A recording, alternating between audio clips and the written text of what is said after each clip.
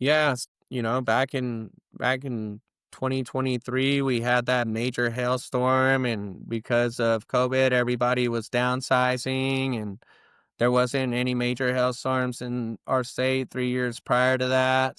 Everybody is kinda slow moving, everybody scaled down their businesses to be able to survive, and now next thing you know, we got a record hailstorm that comes through, and, they're not able to manufacture the products fast enough to, be able to put them on the roof.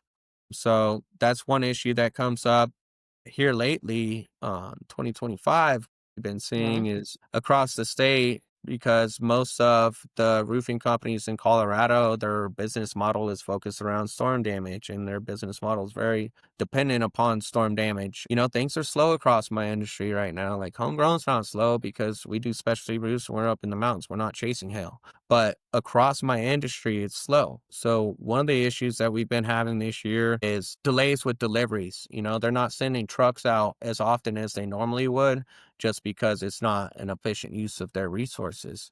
And, on these slower years, it's harder to some of the roofing crews actually go to other states so that they can keep their families fed and they can stay working because there's so many of them in Colorado, they kind of have to move around in order to be able to do that. And that being said, the ones that do stay, they're trying to make efficient use of their time and their resources as well. So a lot of the times, unless it's a full roof replacement, unless everything, all ideal circumstances are in place for a Hmm. certain roofing project, it can be harder to get a crew out there just because they're trying to make the most efficient use of their time and their resources, and they're not gonna pass up on a 40 square roof 10 miles from their house to go do a 20 square roof 40 miles from their house. And, that's where the relationships and all that really start to come into play. And two, just, whenever there's delays, Hmm. you could call in to just the supplier if you're a production guy, if you're not working with the sales rep at the manufacturer, and, pretty much get a stick thrown in your spokes like, hey, we're not going to be able to get this material for another 6 months. But if you have a good relationship with your sales rep, they'll be like, let me get on the phone. Actually, I found this, material out in Kansas in this real life situation that I'm talking about here.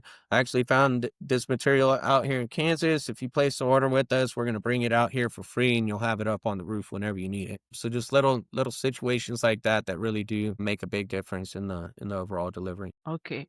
And are there any things that you can do as a business owner to minimize these kind of situations or to prevent these things? Maybe like you should have some materials in your warehouse or like things like that. Are there any things that can be done to minimize these situations? I mean, if you got a big enough roofing company that you can store materials, I think that you're doing pretty well. And I don't know if you need advice from me, but what I would do is just being really proactive and just being knowledgeable about what's going on with different roofing products. I mean, maybe even before you go out to somebody's house, like give a call on the supplier, be like, hey, lead time on this used to be 2 weeks. What is it now?